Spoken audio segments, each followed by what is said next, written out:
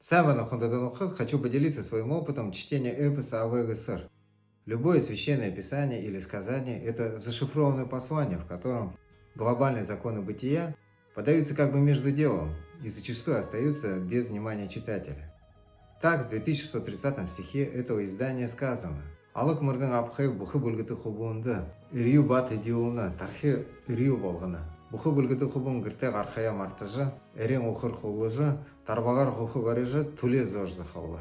То есть девица окормила Гесера, он потерял память, забыл о своих близких, о своем предназначении, утратил всякую индивидуальность и полностью посвятил свою жизнь выполнению примитивной, однообразной работы. До тех пор, пока сестры не помогли ему вернуть память. Память народа – это его история, утратив которую народ просто не способен развиваться, ставить перед собой высокие цели и в конечном итоге выжить в условиях глобальной конкуренции. Хунтутан ухыт, АВГСР анхаралтайгар дуғды жая вакти.